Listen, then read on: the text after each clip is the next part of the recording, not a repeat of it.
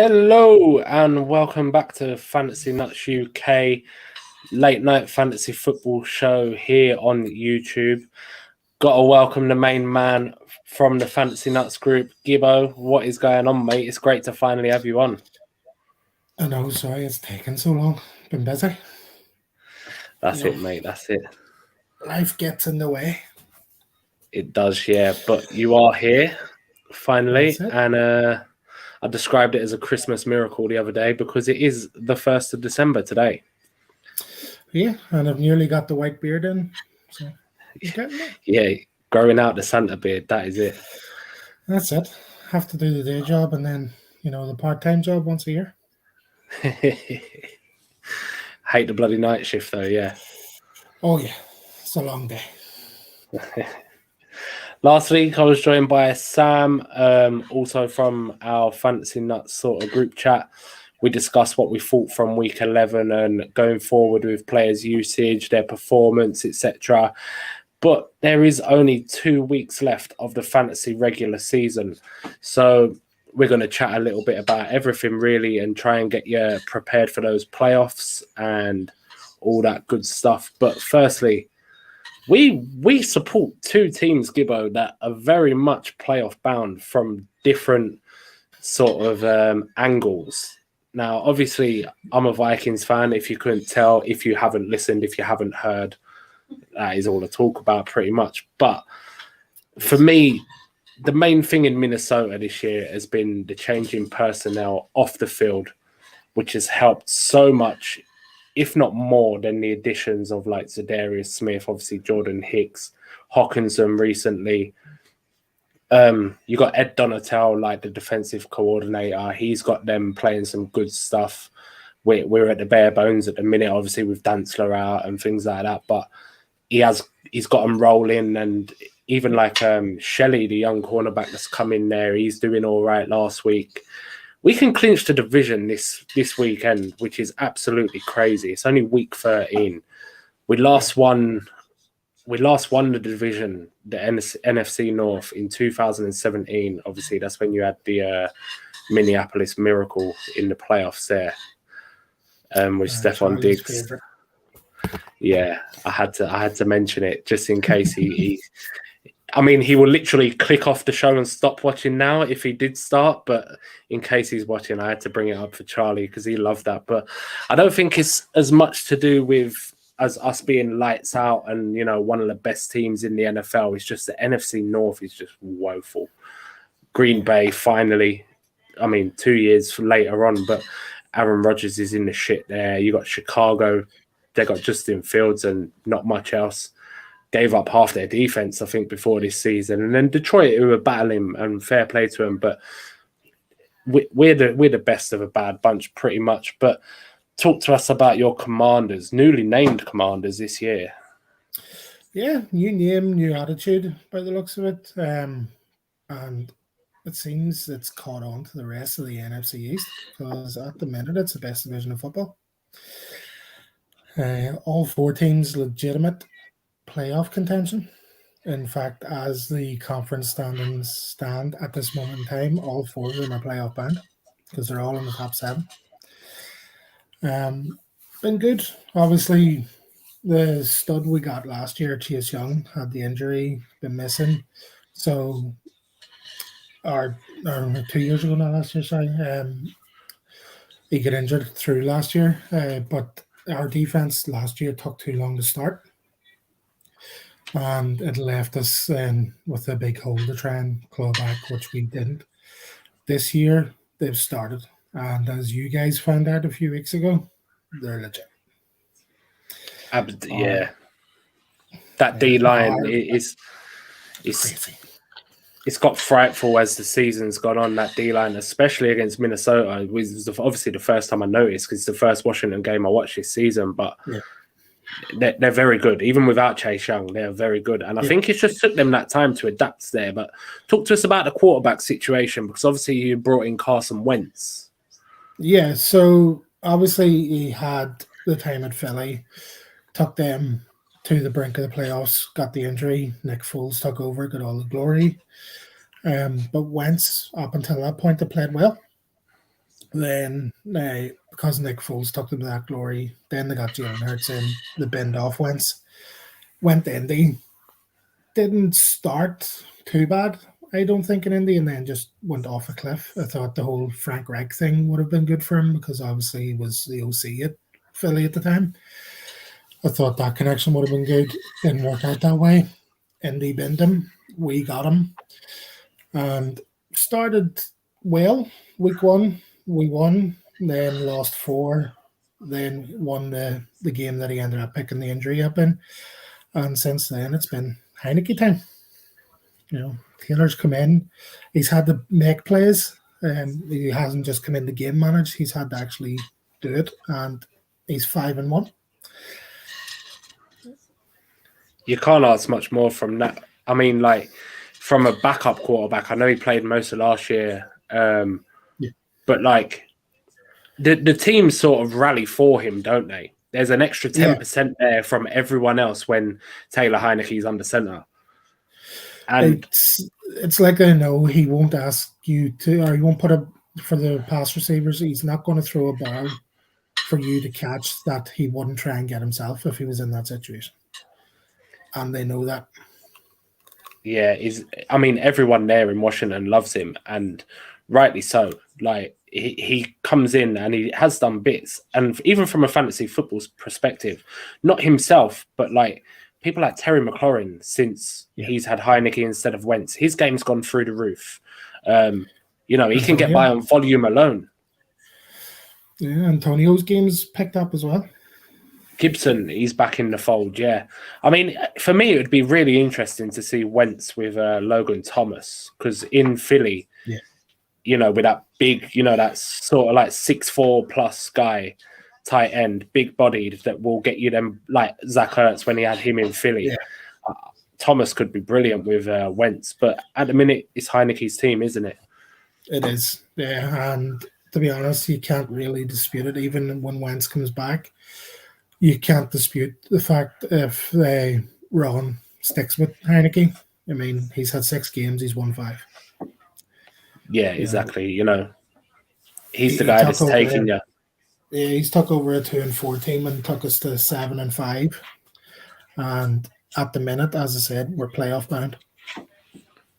Yeah, he's the guy that's leading you to the playoffs. So you've got to give him the first crack, haven't you? But let's crack on with a little bit of a recap from week 12. It was Thanksgiving week, so we had the 3 games on the Thursday night, and it was another mental one. The season is drunk, isn't it? But kick us off with the QB1 from last week. Well, it's everybody's QB1 on the season. Josh Allen. Guy can do it through the air, on the ground. And after the elbow issues he's had, he had a very good game. He had 253 yards through the air, 78 on the ground. He's the proper term, or the proper definition of a dual threat quarterback. He's a big framed guy with a big arm.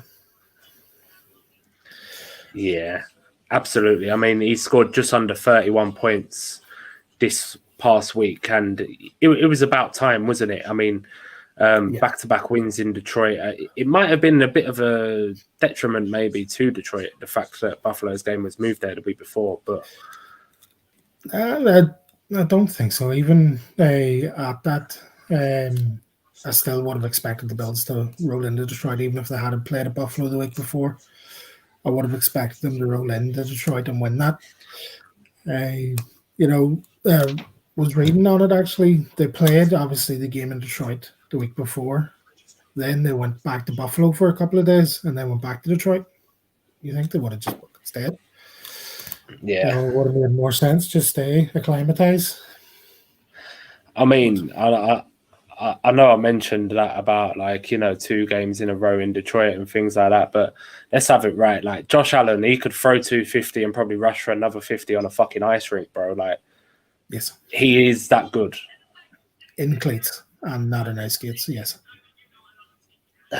It's absolutely mental. They're rolling into New England this weekend anyway. The one for me that stood out at quarterback was Justin Herbert. That was a proper bounce back week in week 12. 3 passing touchdowns, 274 passing yards. It was his best fantasy performance of the year, just under 29 points. Perfect timing if you're a Justin Herbert shareholder. I mean, heading for the playoffs, and now your QB gets hot. Like, Keenan Allen, we've been beating this drum all season, but Keenan Allen, it was only his 4th outing of the year, snagged a touchdown, another 5 catches on back-to-back weeks. He is the key to Justin Herbert balling out at the end of this year, 100%. it could seem. 100%. We said at the start of the year that Keenan was the key to it, obviously. And we're both quite high on Josh Palmer as well. Yeah. And he's really come on as well, but he needs that WR1. It's kind of like Juju and Antonio. Absolutely. The way that was with the Steelers. Palmer needs that WR1, that bona fide WR1 to take the attention away, to let him flourish. And Mike Williams, as good as he can be, he's too boomer bust for my liking. With Keenan back, we should see, obviously, Herbert has already risen up because Keenan's there. But that will also open up Josh Palmer's game massively as well. It's the reliability of Keenan Allen for Justin Herbert. And you mentioned Juju there with Antonio Brown, and it's a perfect comparison because Juju's been dust since he lost Antonio Brown. Now look at him, now because he's got Travis Kelce in front of him. Before he got hurt, he had some seriously good games, and he was slowly creeping up on the wide receiver 1 for the year. Like in the top 12 wide receivers for the year, Juju was. And it's a great comparison, I think. Oh, yeah, 100%. Just the whole Keenan Allen vibe around there, like we've seen how much Herbert struggled without him. And that is the key. I do fully believe it's the key to unlocking Josh Palmer because he's not that big receiver. He's a speed guy. Yeah. And a speed guy needs single coverage. And if you're the WR1 on a team, you're not getting single coverage. But Keenan will command double coverage, which will free up Palmer. Yeah, and it's great to see Keenan Allen healthy because he is underrated maybe, but he is such a talent. But let's jump. We've gone a little bit wayward there talking about wide receivers. Let's go into running backs, mate. So the RB1 of week 12. Josh Jacobs, just under 50 points. That man was on fire. 300 scrimmage yards, just over 300. 6 catches out of the backfield, which I was pretty shocked at because they seem to be going down the Amir Abdullah route when it comes to the pass catching back. So the fact that Josh got 6 was a major bonus as well. Got the 2 touchdowns. Surprisingly, this season, preseason, there was all the talk of, they're moving away from Josh. They're not going to use him. He's RB2 in the season. If they had of, that would have been a grave mistake. But it's the Raiders, so they make them all the time. Yeah, I mean, you can't be shocked when it comes to the Raiders, really. But Josh Jacobs, he pretty much single-handedly dismantled Seattle this weekend. Like, it was absolutely crazy. And that man, he's a guy playing football after having his 5th-year option declined, was it? Before the year? And there was all that talk of him, like you says, about he might not even be the guy. It could be Zamir White. It could be this, could be that. Look how he's playing, like, this whole season. He's been fantastic. Oh, he's balling out to get a contract next year, whether it's in Vegas or elsewhere. He is making sure that come, after February, after the Super Bowl, whenever the free agent window opens up, that Raiders are either going to have to tag him if they want to keep him around, or they can cut their losses and go for Samir, but he will latch on somewhere on a big contract. Yeah, he has to. He's playing for it, and he's doing amazing. The one I'm really impressed with, he had a great week 12 as well. Miles Sanders, 31 points in week 12, 160 scrimmage yards, but 143 of them was on the ground. He is very, very quietly the RB13 on the year in PPR. He's not so much known for his pass catching. Obviously, you've got Gainwell there and things like that. But if you drafted sort of like we're big fans of James Conner as well. He was the RB15. He will be up there near the sort of RB1 conversation, the top 12 RBs with his schedule the rest of the year. He's obviously on the bye in week 13, but if you drafted him as your RB2 or Josh Jacobs as your RB2, his ADP was going off the 20th running back off the board. Even later, if you was Miles Sanders, you was probably getting him as your third running back if you went robust RB. Because he was the RB33. They all look legit the rest of the season, and you've had a bargain if you picked up any of those guys. Yeah, you could potentially, you definitely could have got two of them at least, as you were saying, depending where they were going in drafts. 12-team draft, RB20, RB33, you definitely could have picked them up. You know, back-to-back rounds or even rounds apart, depending on what way the drafts were going.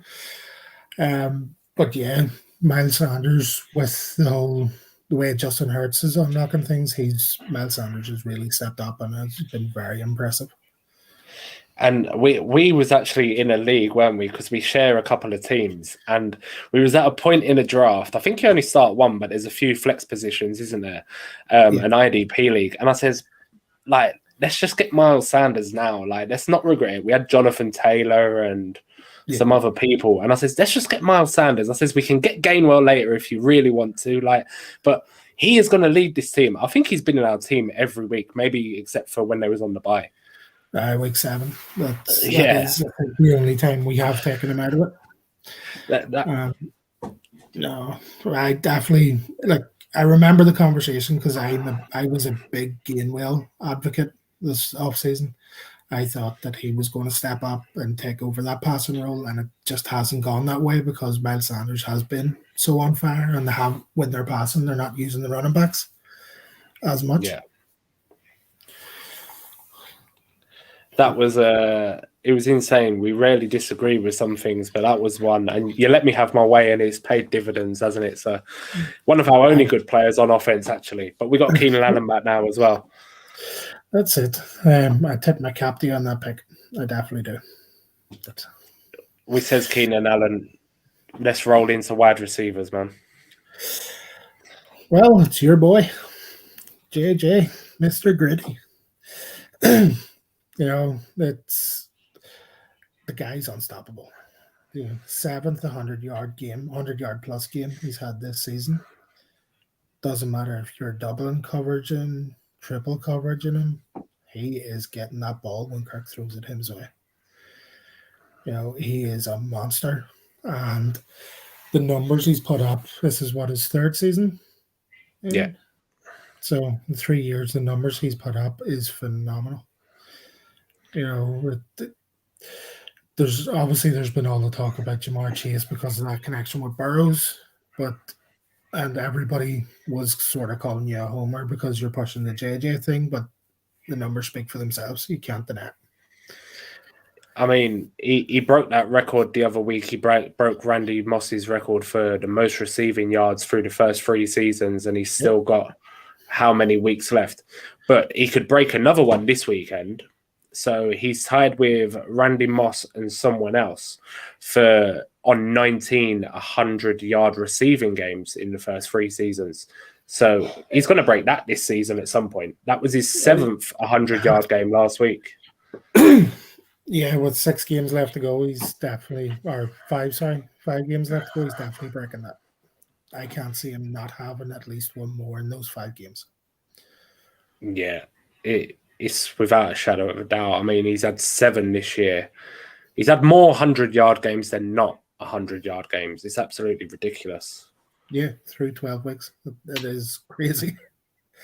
To look at that and then think that he's not going to do it over the next 5, it's madness. He's definitely doing it. Could be this week. Maybe not, but he definitely will at some point over the next 5 games. Yeah, the Jets are decent though, aren't they, as well? They're that young defense there. So it might not be this week, but it will be at some point this season. Let's talk about another guy who's come off an injury and then got re-injured. Chris Godwin. He has been heavily targeted since he's been back. He had his first 100-yard game of the year, back-to-back touchdown weeks. if, like me, you bought into that round 5-6 value as we was approaching sort of the start of the season, you're likely laughing now as you get a wide receiver 1 on top of your wide receiver 1 for the playoffs. The issue that we had, because me and you are of a lot of the same thought process, whenever it came to Chris Godwin, if you didn't take him, I did. If I didn't take him, you did. Either way, when it got to either round 5 or 6, depending on the league type, obviously super flex, we tended to take him more in the 6th than the 5th. But 1 QB, we were definitely targeting him in the 5th. And if whoever was earliest in the 5th, if they didn't take him, you knew the other one was. As long as he made it to the other one before somebody else potentially sniped him. But yeah, we both loaded up quite a bit on Godwin. And the reason for it is just pure and simple. Brady loves him. And when Brady loves a receiver, that receiver gets the ball. Yeah, he's that slot receiver, and he's come in like he's never left. He has been supremely targeted, but 9 games he's played this year. Week 1, he got hurt. So really it's 8 games because I think he had 3 targets week 1. Yeah, he's the wide receiver 26. Yeah, exactly. He's the wide receiver 26 in PPR. Only below 8 targets once in those 8 games since week 1. A full season like that, he's a wide receiver 1. And if you're having that for half of the year, now he started finding the end zone and things like that now, and you're heading towards the playoffs, you've had that wide receiver 1 value for half a year. You're laughing for that value. Definitely. And now, as you said, entering the playoffs, that's going into wide receiver 1 overdrive if he's adding the touchdowns. Yeah, without a doubt. But I'm going to touch on Travis Kelce first before you tell us who was the wide receiver, tight end 1, sorry. So Kelce was the tight end 4 last week, but this season in points per game, he would be the wide receiver 4 in PPR, 21.7 points per game. The next closest tight end is Mark Andrews. He would be wide receiver 20 with 14.5 points per game. Kelce is a cheat code. He's been a difference maker in everybody's fantasy team. He leads the league, the whole league, in receiving touchdowns with 12. Do not read too much into them sort of down weeks like this week. And it wasn't even a down week. It was a down week in terms of normal tight ends. Wide, in fact, not even normal tight ends, normal wide receivers. Yeah. But in terms of Kelce, that's a slow week. Yeah.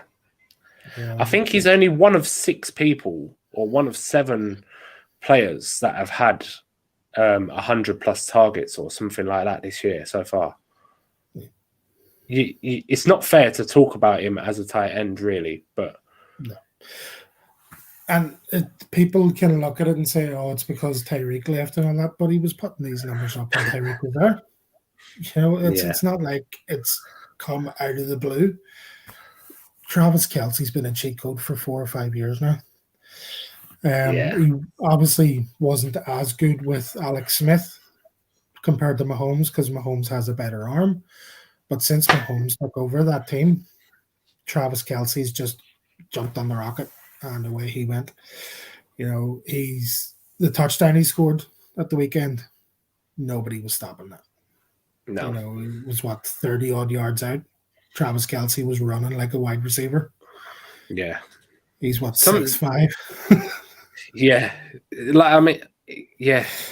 He's just so good. You obviously had to pay up in draft capital or whatever to get him, but it's paying off if you did. Oh, 100%. Especially how volatile running back has been this year. Yeah, he is the one non-running back, non-wide receiver that I would happily take first round in 1 QB, super flex, whatever. Travis Kelce is a first round draft pick 100% every time. Here's a scenario for you. So obviously there's a lot of tight end premium nowadays. And if there's a 1 QB tight end premium league and you've got the 101, next season. Redraft, right? Yep. And say it's a whole point premium, so they get 2 points per reception, right? Yep. Are you taking Travis Kelce 101? If I want to win, yes. How much things have changed this year? Because you probably still would have gone CMC, Jonathan Taylor, someone like that 101 last year, yeah. But potentially in a tight end premium, no. 1 QB tight end premium, I don't think I'm in any of those.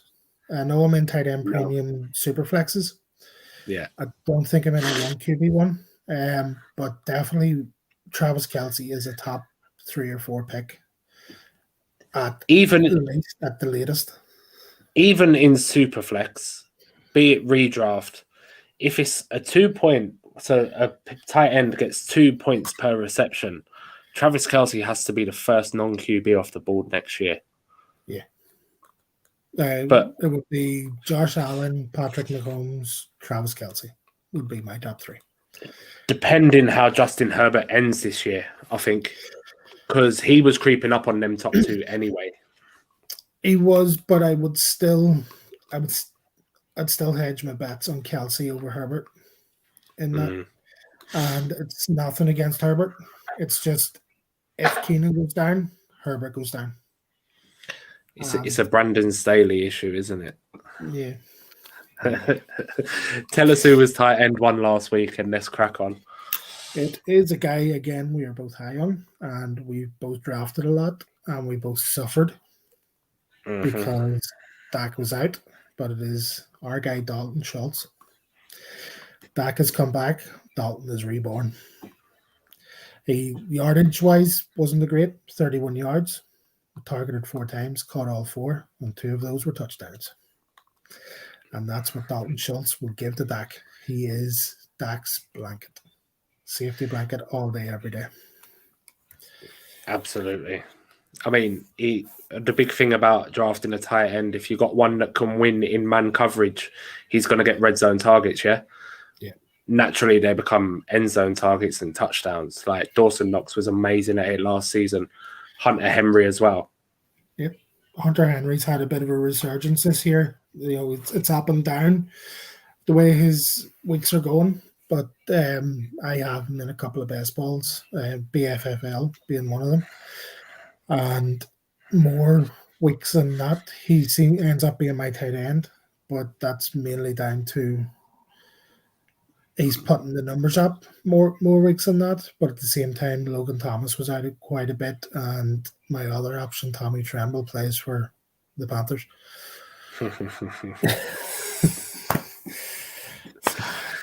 Right. Let's roll into a bit of a Thursday night football preview. We're just under 3 hours out now, so let's crack on with a Thursday night football. Woo! So, Buffalo. Let's go to Foxborough. Early hours this week, obviously, it's a Thursday night game, and they've had the full week of recovery from the Thanksgiving game. They played in the early game there, so they've had well over a week since they last played. The Patriots have had a week as well because they played in the late window, so they've had exactly a week by the time this game kicks off. They played obviously Dallas in the late game. So both teams have had oh crap, that's right. Dallas was the middle game. They played Europe. Yeah, there was. Dallas was the game that put everybody in the UK to sleep, and it was only the faithful that was still awake for the Vikings Patriots. That's why I don't remember, because it just been I went to sleep. But yeah, no, the Patriots, their defense has been good. They've got a running game going behind Ramondre, but I can't see past the Buffalo win. You know, Josh Allen's had the week to recover again, get his elbow back working after a good game. Yes, he threw the interception, but he was more positive than, negative from him. And in my home league, that is just what I needed from Josh Allen. Led me to another win, second in the table. Let's go, playoff bound, baby. I mean, I think we will see Josh Allen throwing a fair bit. He's got a great record against the Patriots as well. The Patriots defense, they have been solid all year, especially against running backs. They're decent as well against wide receivers for fantasy. But Josh Allen and Diggs, they should be able to unlock it the same way Kirk Cousins and Justin Jefferson did last week. Kirk Cousins is not a patch on Josh Allen. Is there anyone in your fantasy football teams that you'll be fading from this game? Well, while you're talking about Diggs, he is the undisputed one in that team. And recently, week to week, like obviously last week, Isaiah McKenzie had a bomber of a game, 20 points. Gabe Davis was unheard of in it, really. He had minimal impact. But because they tend to fluctuate week to week, I am avoiding both. Any lineups that I have, well, I don't have a lot of Gabe. We know why. I'm not a big Gabe fan. And Isaiah McKenzie, whenever you were looking at it off season, Isaiah McKenzie was sort of dropping down the board with the options they had there. They drafted Shakir, and the thought was that he was going to take over, and then they brought in Crowder. And, I was an advocate that Crowder was going to have a big role, and that didn't work out. So Isaiah McKenzie's come back into the fold quite a bit, but it's the production from the two of them is too up and down. They're too boom and bust for me. It's like Tyler Lockett a couple of years ago under Russ. 1 week he'll give you 20 points, the next week you'll be lucky to get 8. And at this stage, especially playoff time, it's not a risk I'm willing to take. No, I don't blame you. I mean, for me, I absolutely agree, obviously, with McKenzie and Gabe, but possibly I'm looking at sitting Devin Singletary if I've got better options. Now, he's having a good year, but that Patriots run defense is no joke. And similarly, Hunter Henry, because the Bills, they're only allowing just over 7 points to tight ends, whereas the Patriots allowed decent points.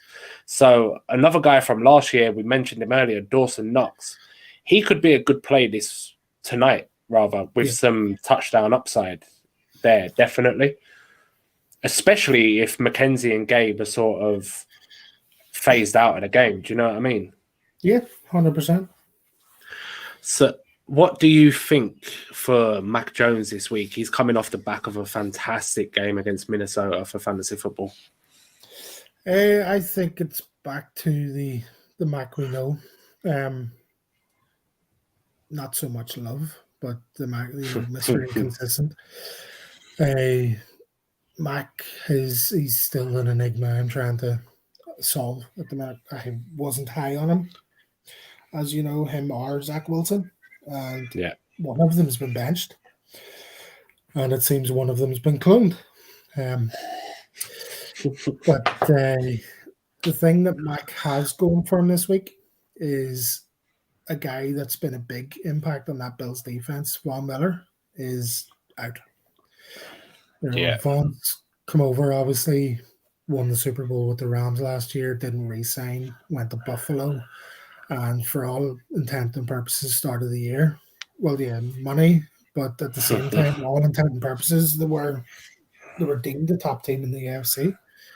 So it looked like he was going for another ring. Yeah. It's still fancy. The guys that they have there, though, in their D-line, the likes, and in their linebackers as well, the likes of Milano, Edmonds, Rousseau, they'll put the pressure on, they'll get them back. And when Mac's under pressure, that's when the Mac we know more than the Mac that was there last week shows up. Yeah, that's it. I mean, Jacoby Mayer is someone we've not mentioned, but he could have a very big week this week against that Bills D for, them short passes, that because he's that safety blanket, isn't he, for Mac Jones? Yeah, he's the Patriots' Keenan Allen. Yeah, absolutely. And I mean, he's been banged up this week from last Thursday, but he's practiced limited all week and he's good to go later on. So if you've got Jacoby Meyers, I'd definitely be putting him in without thinking about it. But we are nearly at the fantasy football playoffs, 2 weeks removed. So we got this week, we got week 14, the buys are done, it's playoff time. So we're going to try and help you as much as we can the coming couple of weeks. Obviously, we had Sam on last week. We dug into it. Me and Gibbo are going to give you a few gems, maybe, and a few people we think that are absolutely not a chance for this week. But go on, Gibbo. Kick us off with your first guy. So let's shoot for the stars. Go big or go home. Jags last weekend had an unbelievable result. And for me, it's not just about who it was against. Yes, it was the Ravens, but it was the way that they did it. They were down. The clock was running down. Trevor Lawrence marched them 75 yards down the field, got the touchdown, and Doug Patterson does what Doug Patterson does. He shows he has a giant set of balls, and he says, screw overtime, go for 2. Yeah. Went for it, got it. Jags come away with the win. Connor's heart is broke. Yeah. Connor that was on the show earlier in the season, he's one of our boys as well. He was devastated, the group chat, honestly. But yeah. No, it's just this Trev's stat line for me. He had over 300 yards. He had 3 touchdowns. He had no INTs, 78% completion rate. And this week, who has he got? The Detroit Lions, who love a shootout. Yeah, absolutely. I mean, it has got it written all over it, hasn't it, with them two? Yeah, you never know what Trev... No, now Trev's going to put up 10 points. Yeah, you never know what Trev you're going to get. I mean, like, on my 5-yard rush article, I put him as a sit last week, and then that fourth quarter was absolutely insane. It was like he was trying to get drafted again as the number 1 overall pick. Like, he was absolutely unreal. This week, if I put him as a start, for a fact he's going to get 9 points. Probably not even double figures. Like, he probably won't even get 10. 9 points. He's boomer bust to QBs, but I just think the matchup's too good to not. Yeah. I was going through my leagues last night. Between yesterday and last night, just doing waiver claims, things like that there. And anywhere I have Trev, I have him started. Yeah, you have to, I think. But no, it's a good play for this week. Trevor Lawrence, if you've got him, lock it in, because if you've got him, you've probably had someone else like Russell Wilson who you can firmly put in the bin, stick him on the waiver wire. But my first gun, and it's another sort of good, it's more good. Let's not talk about the bad yet. Let's stick with the good. Mm-hmm. Kieran Williams from the LA Rams. Now, he started his rookie year a little bit banged up. For me, this week, he is potentially a very good flex play. So he had 14 touches last week. Perfect 3 from 3 in the passing game. Seattle Seahawks this week for the Rams. They allowed the second most receiving yards to running backs in the league. They're also in the top 10 of targets and receptions allowed. Kieran Williams is the passing downs guy in LA. He's 43 snaps played last week. Akers, less than 20. Over the last 3 games, even since Williams has played, he's played over double the snaps to Akers. He's ran 50 routes to Akers 7. He's caught 7 of 8 passes over them 3 weeks, And you can hurt Seattle with running backs in the passing game. Mm-hmm. So it's a solid pick. You can't argue with it. I mean, the Rams obviously see something in them to get rid of Darrell Henderson. I think they just know, the Rams, now that, it's not their year. They're not going to rush Aaron Donald back. Stafford's had his issues. They're not going to rush him back.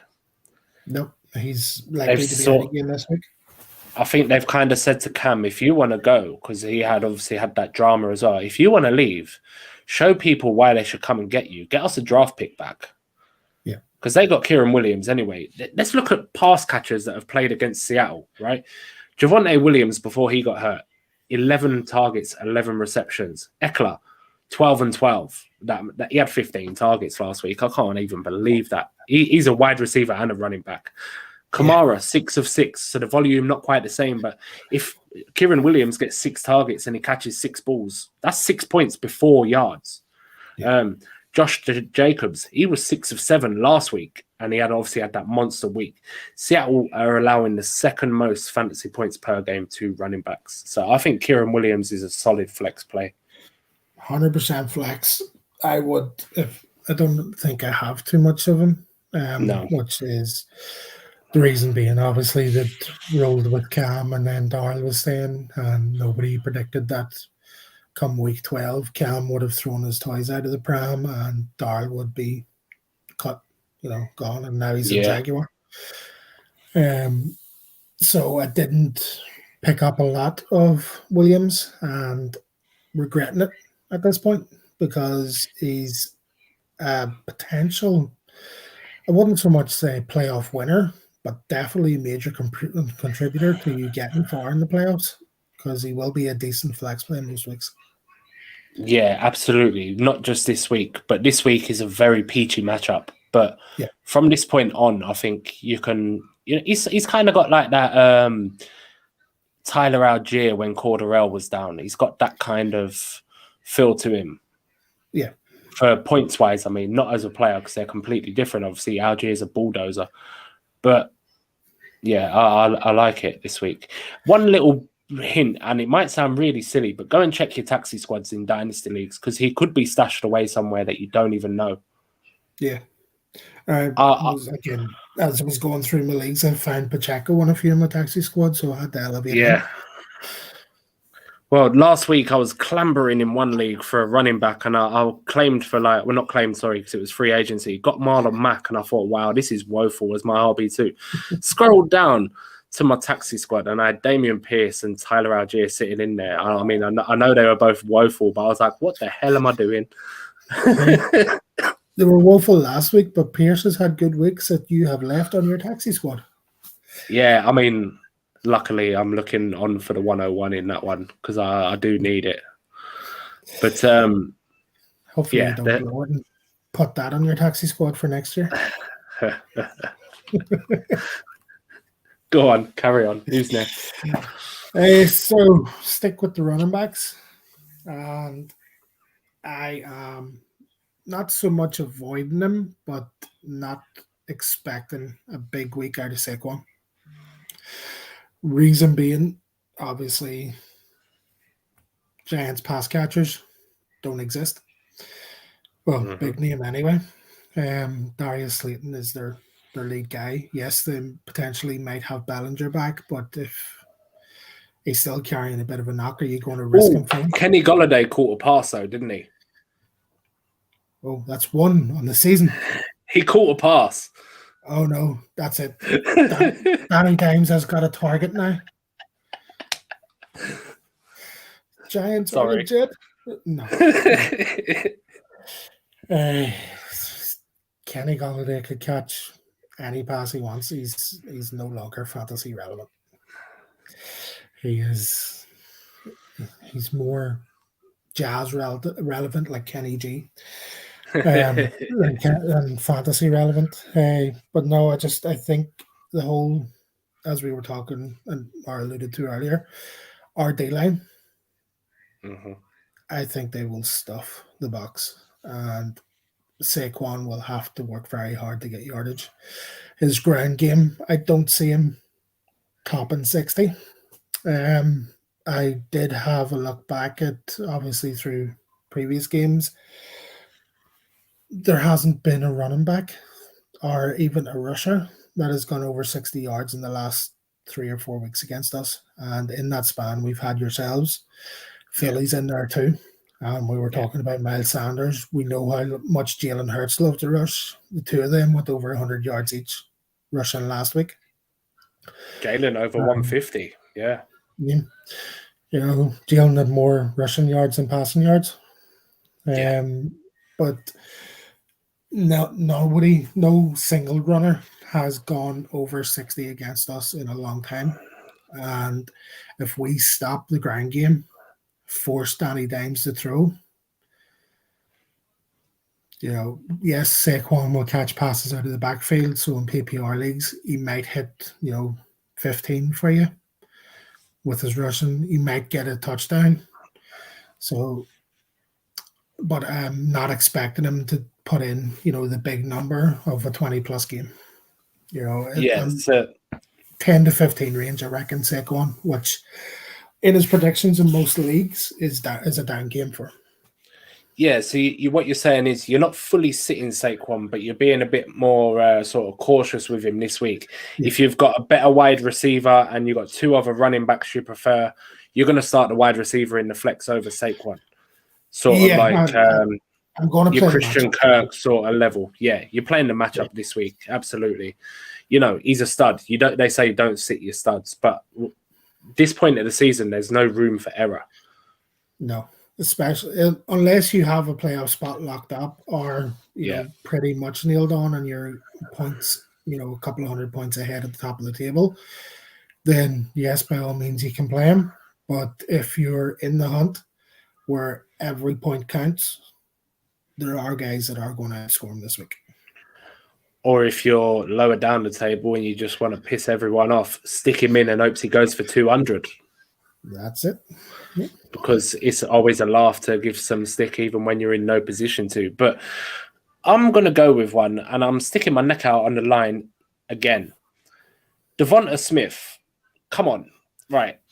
I touched on his target share without Goddard on last week's show, right? 39%, something like that. But now over 2 games without Dallas Goddard, it's still 37.5% target share. Now, we know Philly don't throw the ball a ton. Yes. But he has over 200 air yards in just the last 2 games.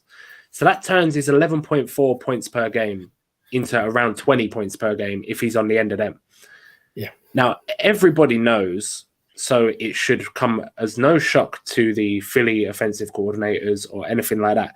You have to throw the ball to beat the Titans. Yeah. You have to throw the ball. You are not going to run through the middle all day long like they just did last week. It's a good as week as any for Devonta Smith to go berserk. I'm starting him wherever I have him. I can't think of some examples of who I will sit before him, but I'm starting Devonta Smith this week. Who would I start him over? Anybody but Amon-Ra for the Lions, obviously. Sharks coming back and getting involved. Jameson won't be involved just yet. Gabe, Isaiah that we talked about, I'd start him over them. Yeah, both of them, easily. Even you say they're up against the Titans, I'd start him over the 2 Titans receivers, Burks and Woods. Yeah. Anybody not named Devontae Adams for the Raiders.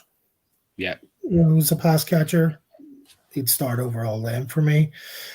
And the same Rams guys, Allen Robinson's out now, so you're left with Van Jefferson and Skoranek as your top 2 wide receivers. With names running through my head, he could legitimately be the best wide receiver to play this week. Yeah. For me, anyway. It's touch and go between him and your boy Thielen as to who I would start. It's just down to what way you think that game's going to go. You obviously know JJ's your target hog there, but if Kirk has to throw more, Thielen will get catches. The way TJ Hawkinson's been getting involved though since he's been there, I think I'd be. It's a fun. They're close. I think they're both starts, to be honest, Smith and Thielen. Because if JJ gets that double coverage, triple coverage, sometimes Thielen's got good hands. Yep. And he's always a touchdown away from being relevant. And he does score. See, there's been a lot of Thielen hate that we know about. And he was, we got him at bargains and drafts because people were taking too many people before him. He was going off boards really late for me. Anyway, I seen guys going before him at the start of the year. Potentially Devonta Smith would have been one of them guys that I wouldn't have taken before Thielen, for the simple fact of Philly aren't going to throw as much. Yeah. They have a mobile QB, and that's not something that Kirk is. So Kirk's going to throw more. So Thielen's going to have targets. And then up until the Hawk trade, it was him and JJ. Yeah. So this is assuming one QB, right? I have got the Fantasy Pros ADP in PPR for wide receivers up here. So what wide receiver do you reckon Adam Thielen came off the board as in a one QB league? One QB. I'm going to say 30s. Wide receiver 30 on the now. So he went just after the likes of Gabe Davis was wide receiver 24, Brandon Cooks wide receiver 20, Allen Robinson wide receiver 26, Judy 27, Amari Cooper 28. That's really late as well, isn't it? Obviously, we didn't know what the QB situation would be like. Darnell Mooney was just before Adam Thielen. No, not at the time. No. I mean, no. I certainly seen him go after some of these names after him as well. So you got Devonta Smith, obviously wide receiver 37, Lockett 38. I've seen him go after both of them. Elijah Moore 35, definitely seen him go after him. Renfro 34. It's obviously Fantasy Pros is the best for an average because they use so many sites data, but that's absolutely crazy, isn't it? Wide receiver 30. Yeah, you're talking a legit wide two, so a top 24 guy who's going 6 spots after where he's scheduled to finish in a pass-heavy team. Yeah. Well, a pass-heavy QB team anyway, because their QB has no rushing talent at all. And they have a lead running back who, as good as Dalvin is injury prone. It's all changed as well since Kevin O'Connell and Kwesi came in. We are throwing first. But you says Kirk Cousins then has no rushing ability. How did you not see that absolute cannon through the middle the other week? Listen, I watched Kirk Cousins before you give him guaranteed money. I watched Kirk Cousins when he was younger and supposed to have some sort of wheels, and he can't move. Kirk Cousins he earned himself that dual threat tag the other week. Yeah, as in it's a threat to his legs that he'll fall down and break something. That's the only threat he is, a dual. As a passer, he's good. As a runner, I would not trust him. No. Yeah, he's great for your fantasy teams, Kirk Cousins, but that is about it. But let's stick with another wide receiver, someone you like this week. So, alluding back to my shot at the stars in Trev, I'm going for his top target, Christian Kirk. Christian Kirk, a lot of people obviously were laughing at the money that the Jags give him.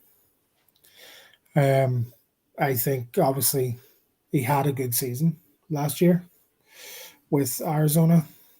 He earned a contract. I was a bit skeptical about the size of it that the Jags give him.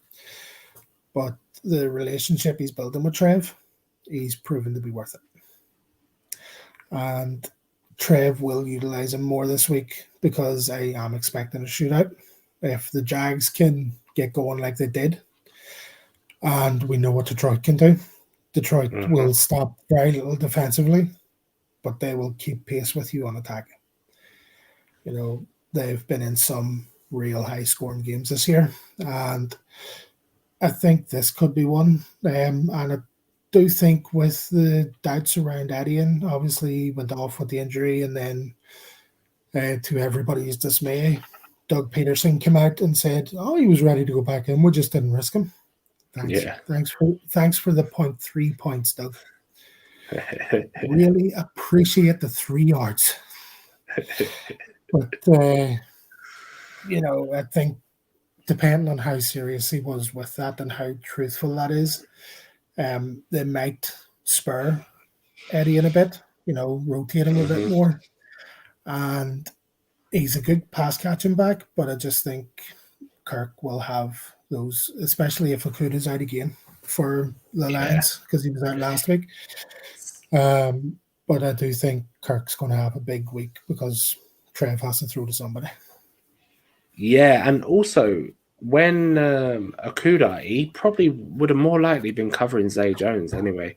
And I think Zay Jones has a down week this week after his best ever game last week. I like Christian Kirk as much as anybody, and I think that's a great call. He will run a riot. He still scored nearly 10 points, I think, last week, even though he wasn't used as much. You know, he's well up there in the wide receiver one conversation, and he's showing why he was paid $70-odd million. Yeah, or could be paid that much. The Ravens' defense, they have a far better secondary than the Lions do. Yeah, they've been a lot, especially the last sort of 6 weeks. They've really stepped up to the plate. They really have. But I wanted to talk a little bit about Deshaun Watson now. So obviously he's been reinstated now. He's set to start against his old team, Houston.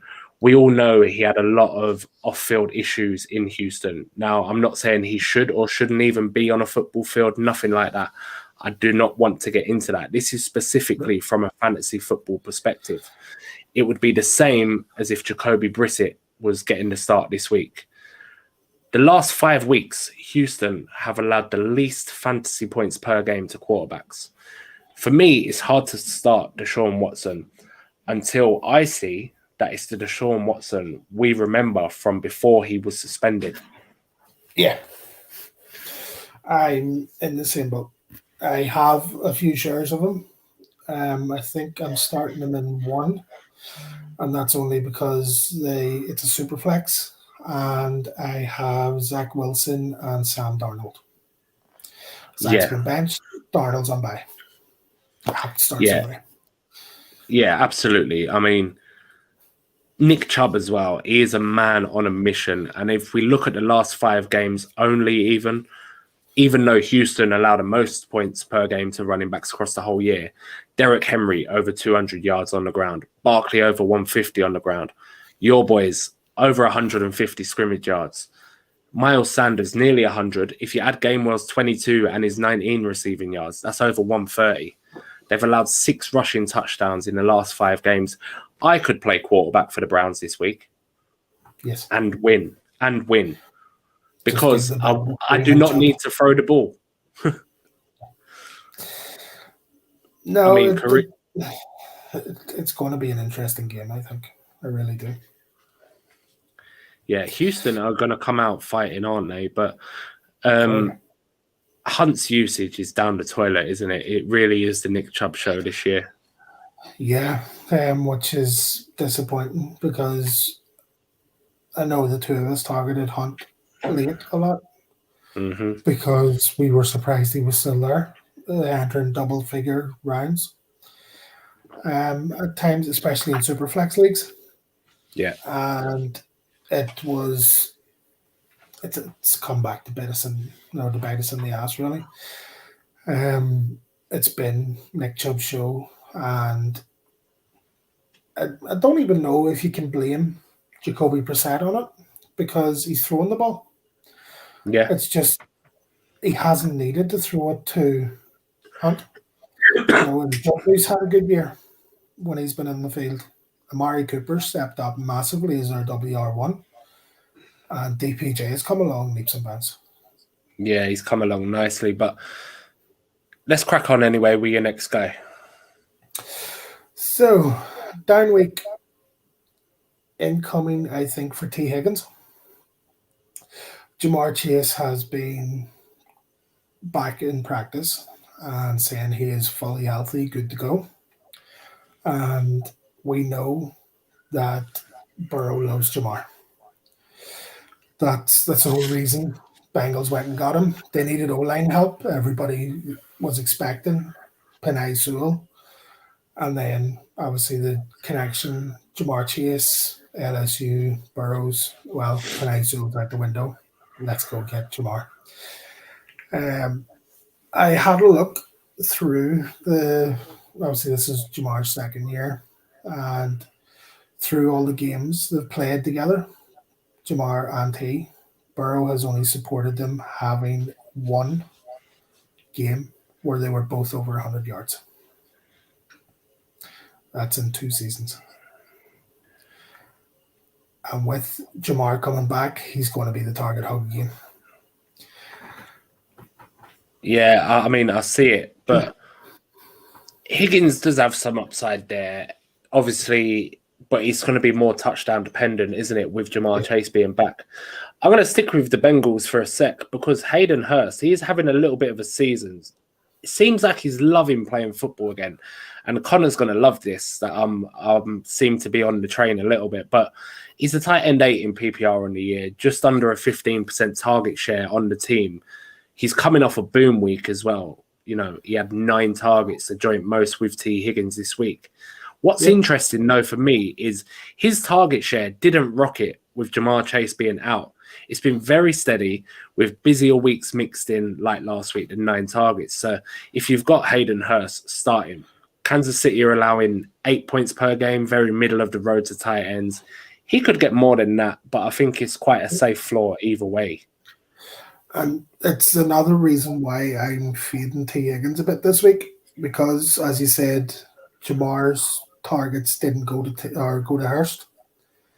Yeah. So for him to get the targets back, they have to come from somewhere. And T. Higgins had a big target share. That's going to come down, I think, to get Jamar involved. The only thing that concerns me a little bit is the fact that game could be an absolute shootout. 2 of the best quarterbacks in the NFL just going toe-to-toe. Yeah. So T. Higgins could still find himself. They all could, though, couldn't they? It's more of an advisory again, isn't it? Like there's probably better options. But if you don't have one, still plug him. I've based it off the fact of I've had a look through and just seen that Burrow hasn't been able to support both of them in multiple 100-yard games. And even though it could possibly be a shootout, when it goes to a shootout and Burrow's pressured, he'll go to the guy he trusts. And while T does have his trust, whenever Jamar's not there, when Jamar's on the field, it's Jamar. Yeah, it's a very touchdown-dependent play, but let's stop all your negativity for a minute. Give us someone you're looking forward to this week. The guy that is running Chicago's backfield now, David Montgomery. And the reason being, it's Green Bay Packers they have. They faced each other in week 2, and he put up 122 yards on the ground. I believe Fields is potentially back as well, which will open up avenues for Montgomery. Yeah, because Green Bay won't know what to expect out of the backfield. Plus divisional matches as well. They're always, a bit of a rivalry going on in there. But Montgomery's been a league winner the last 2 years, coming good at the end of the season. And it looks like it could be that way again. He will get by on volume alone, won't he? It helps, yes, and especially with Khalil Herbert out for a bit. It means it's Monty or Monty's backfield. And yes, he's had a rough enough season, but the matchup this week is just too good to ignore. And if you have Monty, I would start him at the very least as a flex. But if you need running back help, definitely get him plugged in there. And I've got a running back to fade, and this pains me because I really like him. Jeff Wilson Jr. So the 49ers allow the least points per game to running backs. 13.5 per game. Now that's 13.5 points is potentially split between him and Mostert if Mostert comes back this week. Jeff Wilson was rubbish against the Texans. Okay, he got a knock. Miami was miles out in front, and the game script wasn't really favorable. They started resting everybody pretty much. But this isn't going to be some kind of revenge game against the 49ers. The Miami D are going to have their hands full. Tua isn't adverse to slinging the rock, and he's going to have to. 36 attempts last week in less than 3 quarters. Yeah, As you said, they started resting everybody. They took two off, and Skyler nearly let the Texans back in the game. Two nearly had to come back on.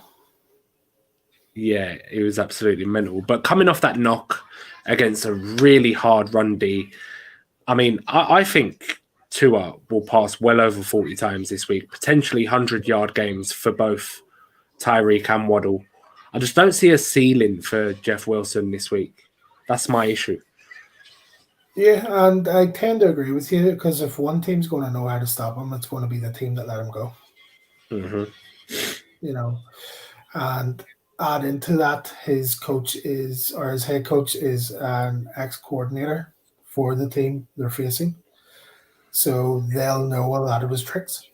Yeah. I do think, yes, it is a good week to just temper your expectations for Jeff Wilson. If you need the flex play, he might be worth it. Especially if Mostert misses the game, as you say. The possibility. So if Mostert's out, I could see Jeff being a flex. But if you're plugging him in as an RB and expecting a top-level game, he's not going to deliver this week. Absolutely. But come on in. Let's get one more in before we log off. So, everybody's superstar from last week, QB-wise, Mr. Mike White. Guy played brilliant. Yeah. He was phenomenal. It was the Bears.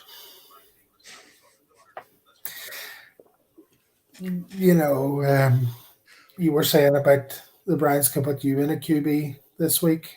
They could have put either of us in against the Bears and asked us to throw. We wouldn't have maybe had the game that Mike White had, but we wouldn't have had a bad game. I just think the defense he's playing this week, which is your own, is going to give him more hassle.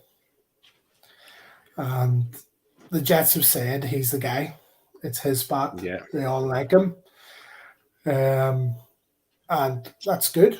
If he's getting stuff done. Last week was a big confidence builder for a lot of those offensive guys. So, yes, roll with the hot hand. No doubt or no problem with that at all. It's just if you're expecting Mike White to put in another 20-point plus, I don't think it's happening against the Vikings.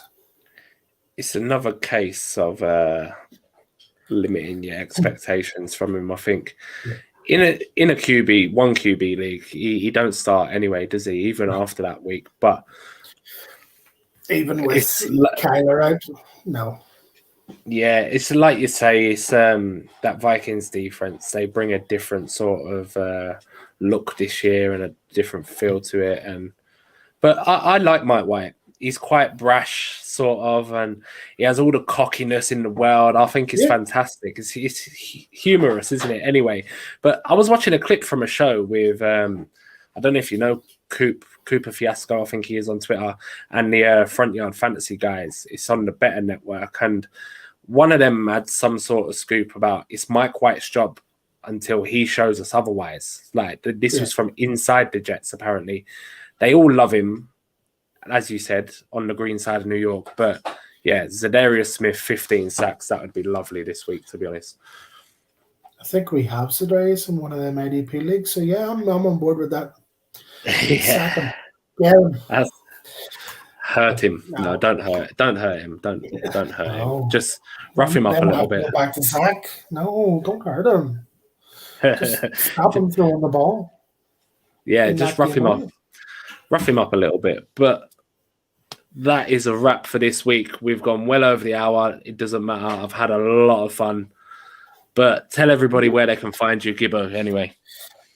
So GWZ, as me and you are running, with running sleeper leagues for people that just want to participate. We have our own Twitter for that. That's linked to both our profiles. So you'll see it mentioned in both our profiles. My Twitter is at SuperGibbs89 if you want to find me.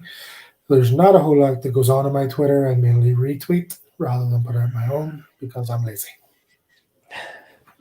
Yeah, he doesn't create content, but it's great to get him on here for him to share his knowledge because he is more knowledgeable than he lets up. And yeah, it's a lot of fun. You can find the podcast at Fantasy Knuts UK on Twitter. And unless you are playing me, as always, good luck this week. And do you? I think I do have you this